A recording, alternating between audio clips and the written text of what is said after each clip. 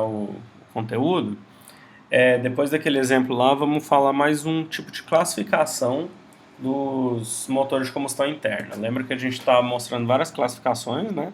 A gente já classificou em relação ao fluido de trabalho, ao método como o trabalho é obtido, né? Então tem mais algumas classificações aí para a gente falar. Quanto ao modo de ignição, né? Primeiro vamos falar assim, o que é combustão? A definição de combustão é uma reação química exotérmica de oxidação de um combustível. Ela não costuma ocorrer em temperatura ambiente, de maneira espontânea, mas só em altas temperaturas, né? O processo que inicia a combustão a gente chama de ignição, beleza? E com base no jeito que essa ignição é feita, a gente divide os motores de combustão interna em dois grandes tipos. Os motores de ignição por faísca, ou motores Otto, e os motores de ignição espontânea, ou motores diesel, né? Então, MIF ou MIE, tá bom? Essas abreviaturas aqui, é bom a gente sempre estar lembrando delas, talvez valha a pena vocês fazerem uma listinha aí à medida que eu for falando, porque mais pra frente vocês vão ver elas em vários slides, tá? Ficar repetindo o nome inteiro é muito pouco produtivo, tá bom? Bom, o primeiro tipo aí, motor de ignição por faísca, é aquele motor em que a ignição, ou seja, o início da combustão, ocorre por causa dessa faísquinha aqui, ó. No final do tempo 2, olha só para você ver, admite e tal, comprime e aqui tem uma faísquinha. Essa faísca é gerada por eletrodos de uma vela, que é esse componente aqui, tudo bem? Beleza. Então o que acontece? Depois eu vou explicar cada tempo com calma, mas só para resumir aqui para vocês. No primeiro tempo, a mistura ar-combustível é admitida. Depois ela é comprimida até o pistão chegar no ponto morto superior, ou muito próximo dele.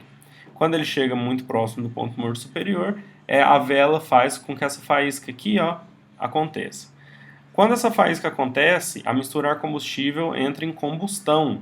E isso gera uma alta pressão, uma alta temperatura aqui dentro do cilindro, que empurra o pistão para baixo. Esse tempo 3 é o tempo de expansão.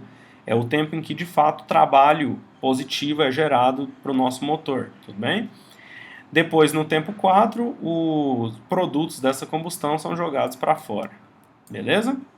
Esse é o primeiro motor, de ignição por faísca, um motor Otto. Tem também os motores de ignição espontânea, ou por compressão, tá? Tem gente que chama isso aqui de MIC, motor de ignição por compressão, tudo bem? Mas vamos manter a nomenclatura que está no livro de vocês. O que acontece nesse? Esse aqui, repara que aqui não tem mais uma faísca, não tem mais uma vela. Isso aqui é um bico injetor que, no momento da compressão, olha lá, ele injeta o combustível. Então, o que acontece? Primeiro, só ar é admitido nesse primeiro tempo, que o ar azul entra, olha só, aí ele entrou. O pistão comprime.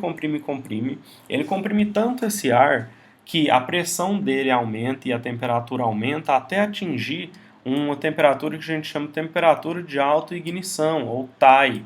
Essa é a temperatura na qual o combustível do motor entra em combustão espontaneamente. Então, quando essa temperatura é atingida, esse bico injetor injeta só combustível. Aí ele injeta o combustível num local em que a temperatura está tão alta que ele já entra em combustão. Então, lá, injetou o combustível, ó, vai agora, injetou, aí gera a combustão que empurra o pistão para baixo, gera trabalho positivo no nosso motor, e depois, no último tempo, essa mistura é jogada para fora por aqui. Tudo bem?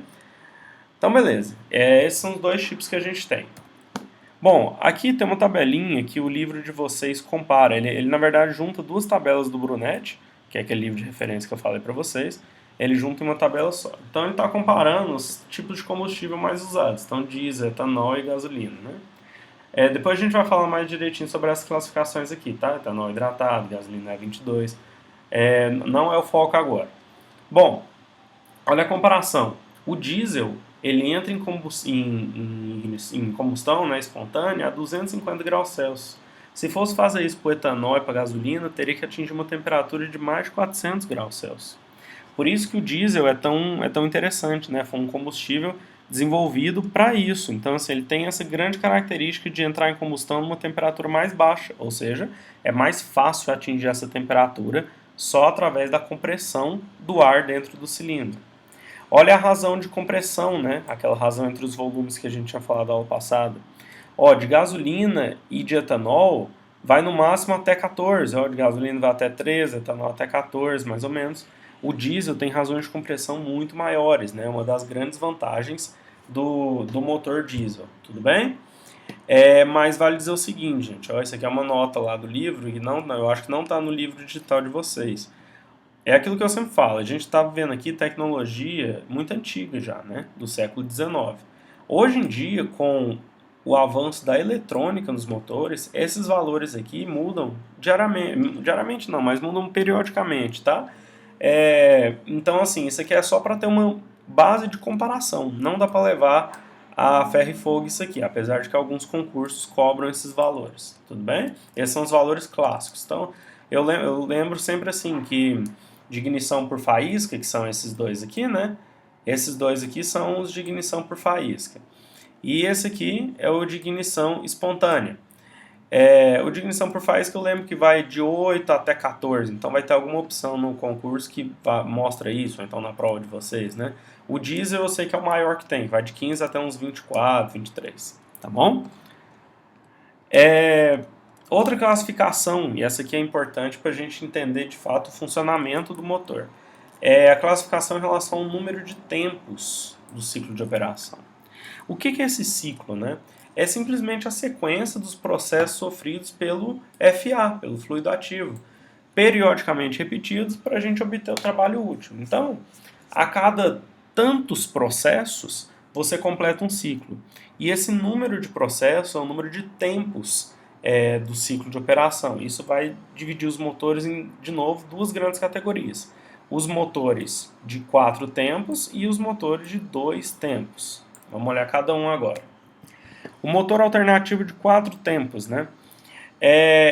A definição é o seguinte: o pistão percorre a cada ciclo 4 cursos, ou seja, 2 voltas da manivela do motor. Lembra a manivela que eu tinha mostrado naquele desenho lá? As manivelas estão ligadas num eixo de manivelas, que é o nosso virabrequim, né?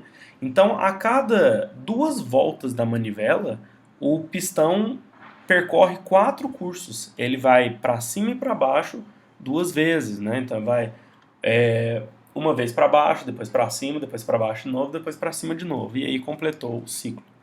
A gente tem 4 tempos nesse tipo de motor. É o tempo de admissão, de compressão, de expansão e de escape. Beleza? Vamos ver cada um deles aqui. O primeiro tempo é o tempo de admissão. Olha lá, aquele primeiro tempo dos GIFs também que a gente vê. A válvula de admissão abre e aí entra uma mistura de ar combustível. De novo, ar combustível nos motores Otto normais, né, os comuns. No motor de ignição espontânea, o que vai entrar é só ar. E no motor de ignição por faísca, mas com essa tecnologia aqui de injeção direta de combustível, essa sigla em inglês que é mais utilizada, tá? Gasoline Direct Injection. Nesses casos só entra ar. Mas no caso geral aqui do motor Otto entra a mistura ar-combustível. Essa mistura então ela entra com o pistão descendo para baixo, né? Porque quando ele sai do ponto morto superior para o ponto morto inferior, ele acaba gerando uma baixa pressão dentro desse cilindro, o que gera a sucção dessa mistura aqui por diferença de pressão, tá? Então não tem aqui um compressor ou um ventilador aqui jogando essa mistura de combustível a ar aqui, não. Que ela entra por diferença de pressão mesmo, tudo bem? Então o cilindro é preenchido por isso, né? Por essa mistura aqui. Aí vai para o próximo tempo. Então quando o pistão chega lá no ponto morto inferior, começa o tempo de compressão. A válvula de admissão ela é fechada, tá? Nesse momento. E o pistão sai do ponto morto inferior para o ponto morto superior, que eu errei, tá? Ponto morto superior, tudo bem? Beleza. A mistura é comprimida, né? No caso de motor a gasolina, nesse motor Otto normal, essa mistura é comprimida até o limite do projeto mesmo, até quando o projetista achar que deve chegar próximo do ponto morto superior, deixa só deixa o mínimo de volume disponível lá em cima, né? Lembra que eu falei para vocês que idealmente a cabeça do pistão encosta lá no ponto morto superior, né? Na prática é sempre um pouquinho antes. No caso de motor de ignição espontânea, é aquilo que eu falei, o motor diesel, por exemplo, a compressão deve ser alta o suficiente para que a temperatura aqui dentro do cilindro, ultrapasse a temperatura de alta ignição do combustível que vai ser injetado. Tudo bem? Então, beleza, ó, o pistão vai lá do ponto morto inferior para o ponto morto superior. Quando ele chega lá no ponto morto superior, ou muito próximo dele, como é o que acontece na realidade, vai ocorrer a combustão. A ignição ela pode ocorrer, então, do jeito que a gente falou, né? Pode ser por faísca, como é o caso aqui, certo? Então, tem uma vela aqui que vai gerar uma faísquinha.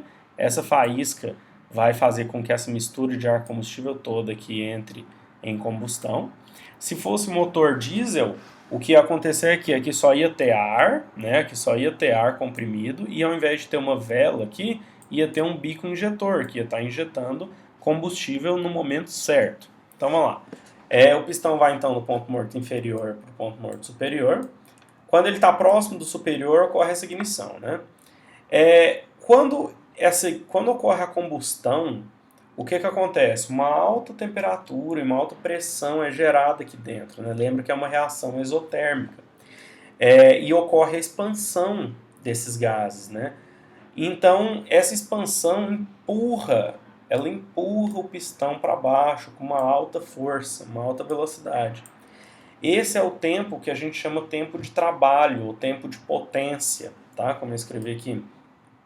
Esse é o tempo do ciclo que vai, de fato, gerar o trabalho positivo do nosso motor, tá?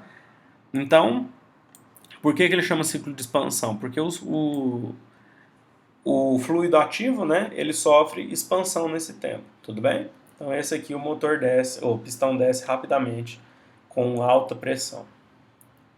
Depois que ele chega lá no ponto morto inferior, a válvula de escape abre e o pistão se desloca lá de baixo até o ponto morto superior, empurrando os produtos da combustão para fora do cilindro. Então os gases queimados, né, os subprodutos da combustão são eliminados por aqui. Tudo bem? Chegou aqui, aí pode começar um novo ciclo. Beleza? Vou mostrar aqui 2 GIFs do motor de 4 tempos e a gente termina o vídeo. Olha esse aqui que interessante. Na internet você consegue achar GIFs muito legais desse tipo de motor, tá? Esse aqui mostra pra gente a medida que o ciclo, que o eixo de manivelas roda, né?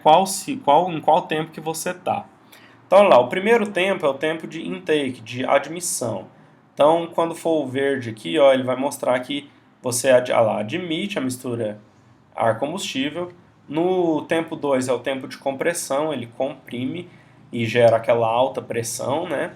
E aí, quando está chegando lá, sai essa faísquinha que empurra o pistão para baixo no tempo de combustão, ou tempo de expansão, né, que é o que a gente chama em português.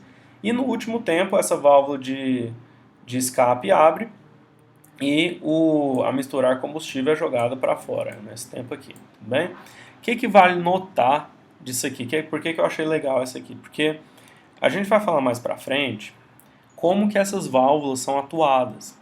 Como que a válvula sabe que ela tem que abrir no momento certo, né? Como que você faz ela abrir no momento certo? Olha só, um dos métodos mais antigos de se fazer isso é através do movimento de Cummins. Então, tá vendo esse elemento aqui?